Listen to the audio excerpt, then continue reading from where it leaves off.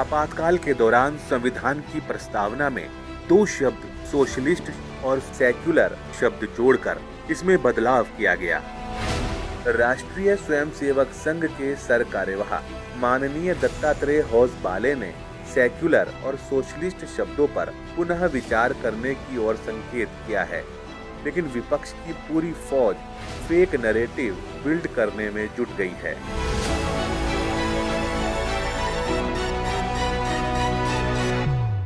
आपातकाल के दौरान भारत के संविधान के प्रस्तावना में प्रियम्बल में दो शब्द जोड़े हैं। हम सब लोगों को मालूम है सेक्युलरिज्म और सोशलिज्म के, वो प्रस्तावना में नहीं थे, पहले प्रियम्बल में नहीं थे। उन दो शब्दों को जोड़ा है। प्रियम्बल शाश्वत रूप से है। क्या सोशलिज्म के विचार आइडियोलॉजी के नाते क्या शाश्वत है भारत के लिए? सेक्युलरिज्म का शब्द भारत संविधान में नहीं था, प्रस्तावना में जोड़ा है। विचार में होंगे सेक्युलरिज्म के बाबा साहेब अम्बेडकर ने जो संविधान बनाया था उस के प्रस्तावना में ये दो शब्द नहीं थे।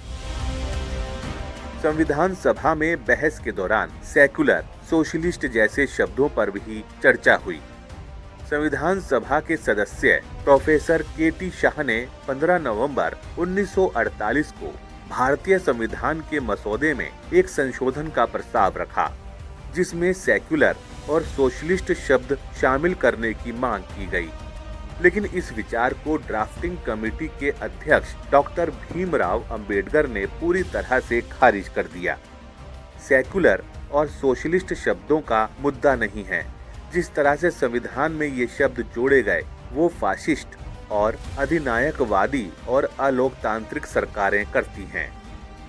1976 का 42वां संविधान संशोधन, जिसमें संविधान में समाजवादी और धर्मनिरपेक्ष शब्द जोड़े गए, वह प्रमुख कारणों से अनुचित और अवैध थे। संविधान संशोधन में विधि द्वारा स्थापित सम्यक प्रक्रिया का पालन नहीं हुआ। इसे फाशिस्ट, अधिनायकवादी और बलात् तरीके से संविधान में समावेशित किया गया था। ये दोनों शब्द संविधान निर्माण के समय संविधान सभा द्वारा सर्वसम्मति से अस्वीकृत कर दिए गए थे, जिन्हें लोकतंत्र और संविधान को बंधक बनाकर पुनः जोड़ दिया गया। सेक्युलर और सोशलिस्ट शब्द को लेकर डॉक्टर अंबेडकर का यह मानना था कि संविधान के जरिए आने वाली पीढ़ी पर कोई विचारधारा नहीं थोपी जानी चाहिए। आज जो लोग दिन भर संविधान की फोटोकॉपी वाली किताब हाथ में लेकर घूमते रहते हैं, उन्हें यह पता होना चाहिए कि डॉक्टर अंबेडकर ने 15 नवंबर 1948 को संविधान सभा में बहस के दौरान क्या कहा था, जो प्रकाशित हुआ।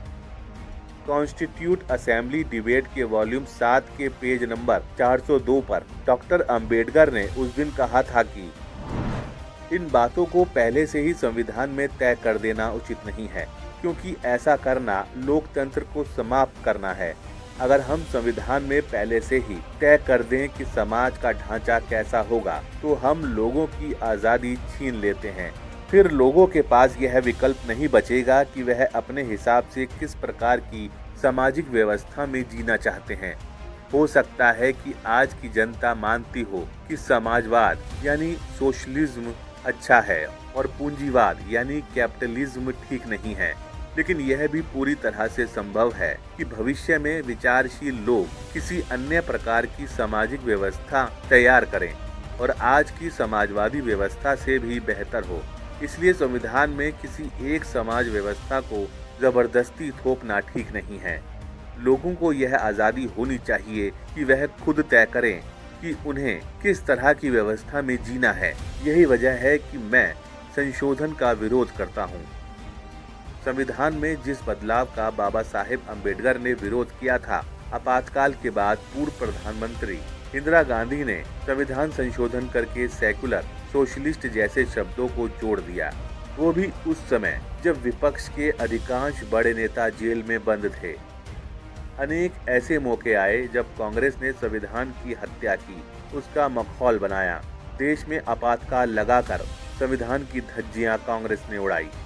अयोध्या में विवादित ढांचा गिरने के बाद केंद्र में कांग्रेस की नरसिम्हा राव की सरकार ने यूपी की कल्याण सिंह सरकार हिमाचल प्रदेश की शांता कुमार, राजस्थान की भैरव सिंह शेखावत और एमपी की सुंदर लाल पटवा सरकार को बर्खास्त कर राष्ट्रपति शासन लागू करवा दिया था।